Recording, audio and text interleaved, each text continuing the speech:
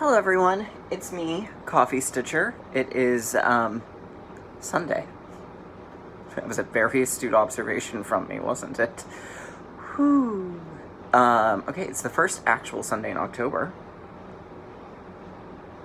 I'm drinking from my Roswell mug that my work wife got me when she went to Roswell this summer, not for the raid.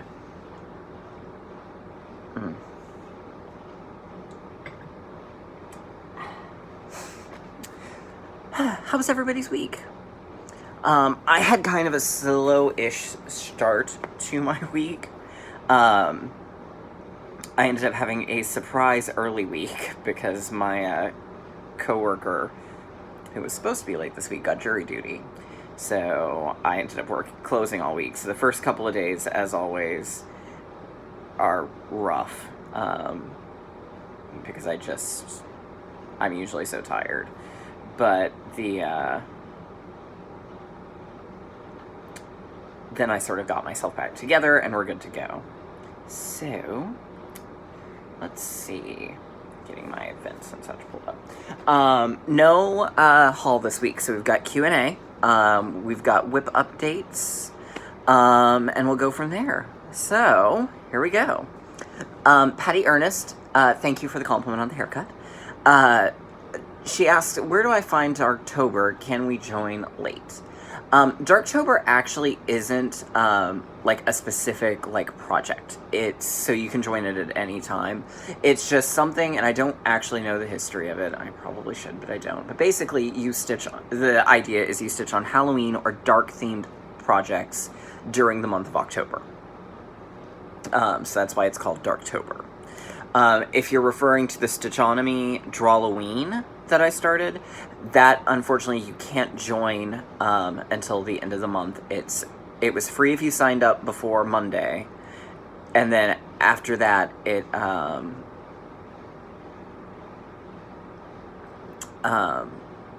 went away, and it'll be available, I think, for like $5 on her Etsy shop, I believe. I don't know how much it'll cost though. So it is too late to join the Drawloween, but not for Darktober.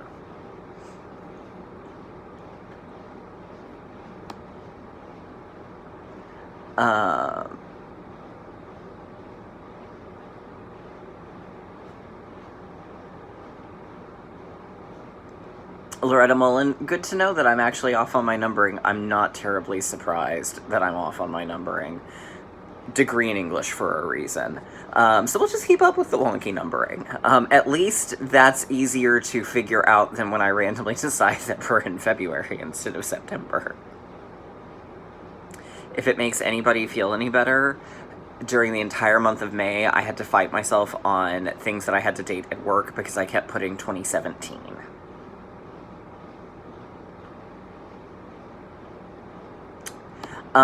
Caitlin Graves, you'll be a little sad when you see what happened this week, but I have explanation. And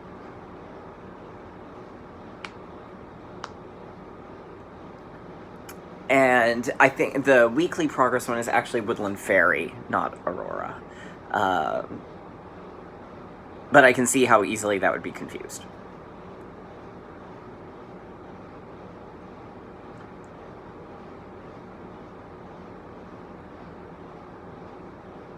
Alright, GMOS has several questions.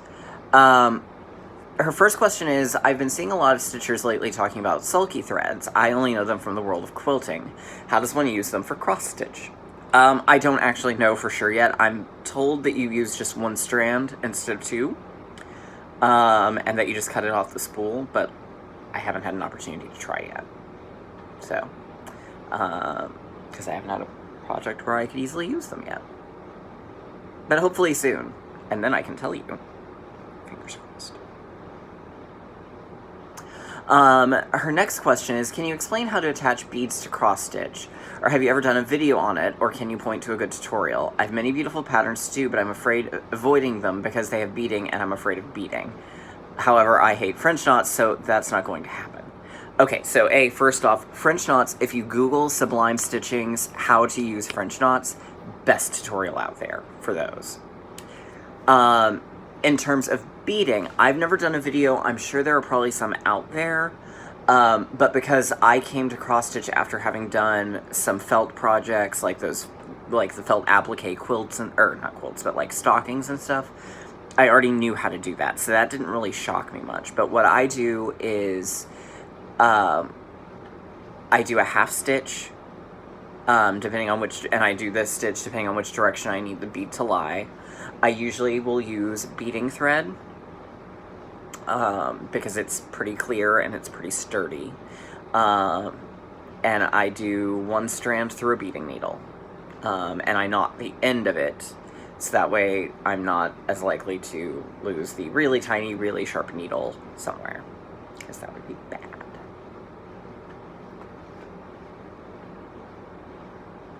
Helma Sinkinson asks, how do you keep track of your whips? Do you use software or a journal? Something else? Memory. I don't really keep a journal. I probably should. I've started one several times, and I always end up abandoning it. I use Instagram a lot to refer back to when I last worked on something sometimes. But by and large, it's just memory.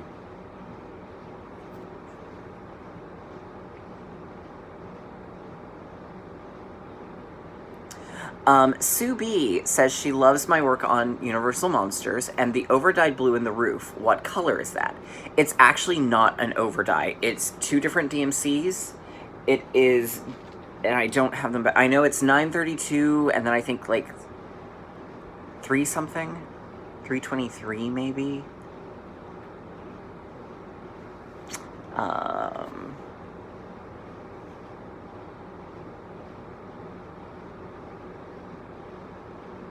Let me see if I can, from a list of DMCs, figure it out. I think it's 322.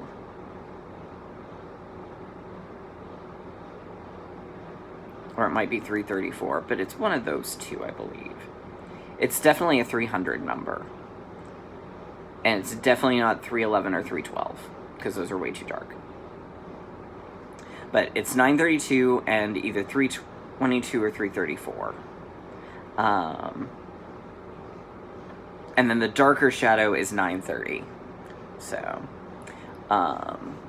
that's actually what I'm doing. So, and you'll get to see more of it shortly.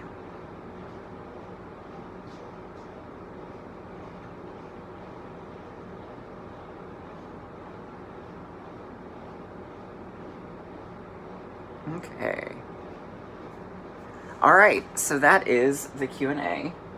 I'll take myself a sippy sip of more coffee.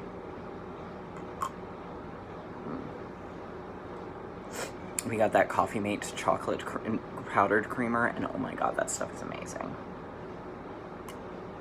And I also can't believe I'm about to go full-on white girl when I say this, but the Coffee Mate pumpkin spice creamer is actually pretty good. I don't normally go for pumpkin spice, but that's actually pretty good.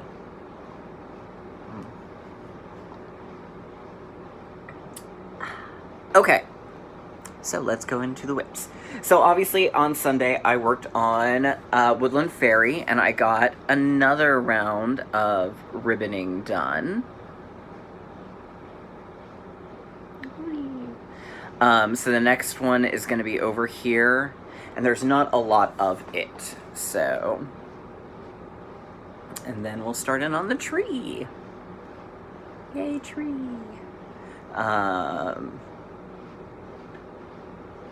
So, there we go. Ba-doop, boop, boop. Okay, so this week, let's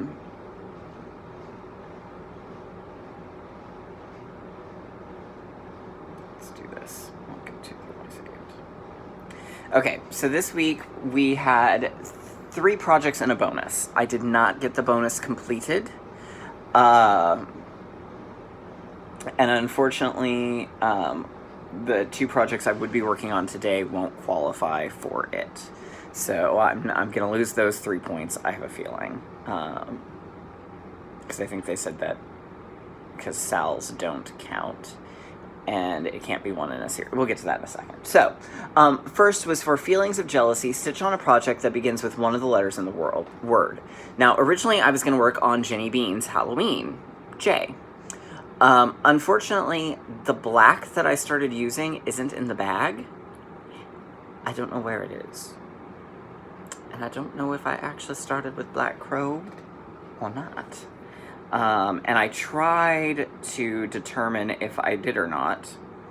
And unfortunately, the pictures that I sent when I did my floss toss for it didn't actually reflect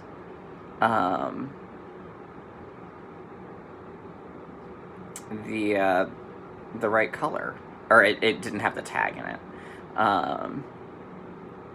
which makes me very sad because I really did want to work on that this week.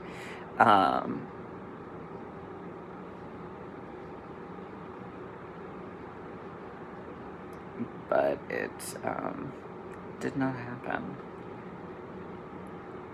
Or no. I was looking just to make sure that I was wrong. But it does not appear that I am wrong. And it looks like I just did not.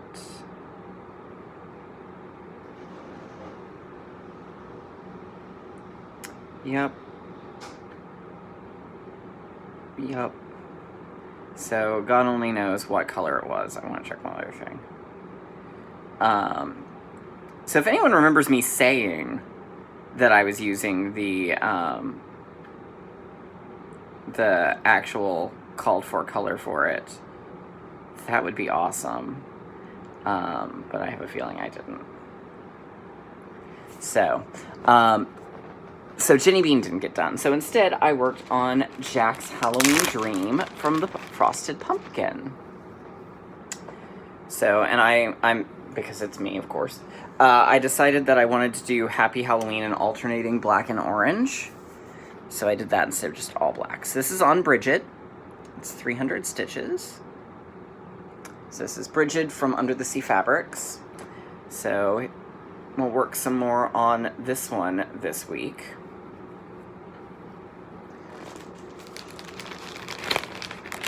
Okay. So that was what I did for Jealousy. Then the second project was for all the tears shed in bathrooms, stitch on a project related to a bathroom. So I did Universal Monsters. And then I also used Universal Monsters for the pop-up event, which was on Apparition. No, not Apparition, excuse me. Was on the birds attacking Ron. So it was 1 point for every 100 stitches. So I put in 1,204 stitches on it, and then on top of the additional 300. So that's 1,500 stitches that went into that this week. So I got a ton done. Very proud.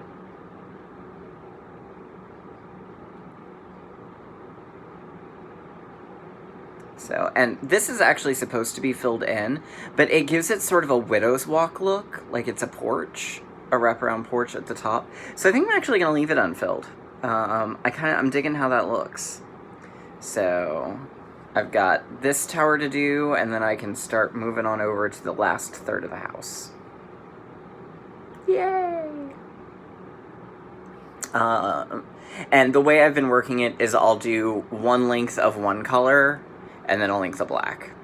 And eventually, of course, then I do run out of an extra color, so then it's just all black. But that helps, that's helping keeping it from getting tedious with just all black. And then, for the dark and sometimes depressing feelings, work on a dark piece. So I actually did the Stitchonomy Drawloween for that, because I had a counting error and had to frog, so then I had to catch up, and it was going to give me 300 stitches, so I thought, okay, well, we'll just do that. So I've been keeping up with it. The next part comes out here in about half an hour, so about the time I finish this video and get resituated, I will be working on it. The first block was Vampire, so it's some garlic. Then Catacombs, so it's a tunnel with eyes. And then Bat. And then Candelabra. And then a crossbow. The candelabra I did major tweaking to. It was designed to look like Lumiere from Beauty and the Beast. So I instead used basil. I'm using all Weeks dye works except for the black and the white. I used basil for the candelabra and baby's breath, so it would look like it was made from the fat of humans, and a black flame, so it's sort of hocus pocusy. And I'm just building the frame as I go. So this will, and then there's some other little extra things around. So probably one day here I'll work on those little extra things.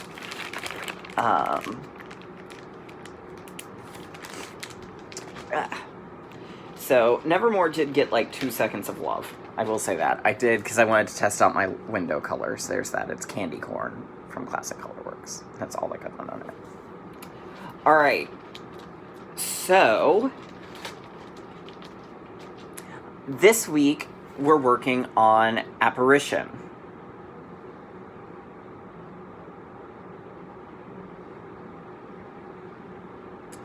And, ooh. There we go.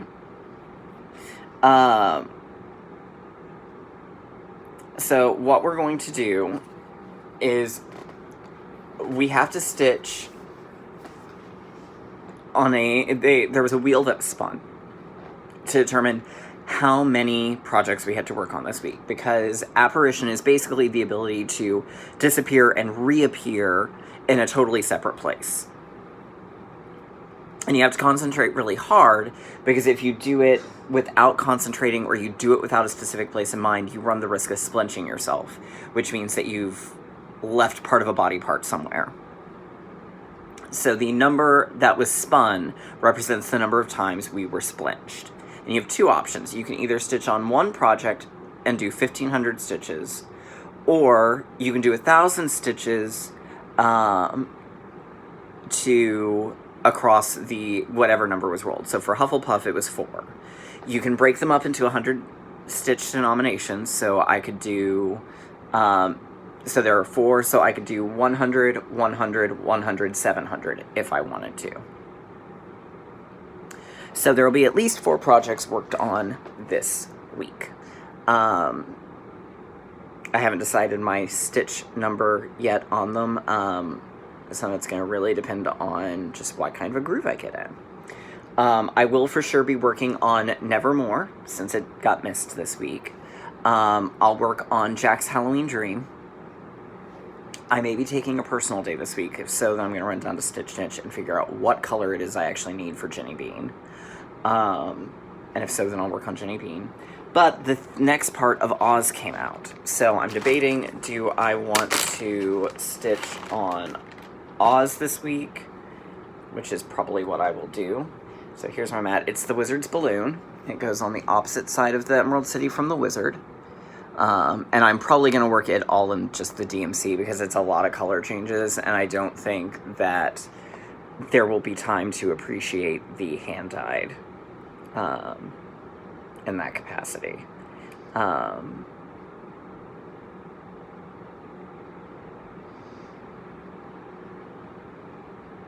Which is fine. He wasn't done in the hand-dyed either, so...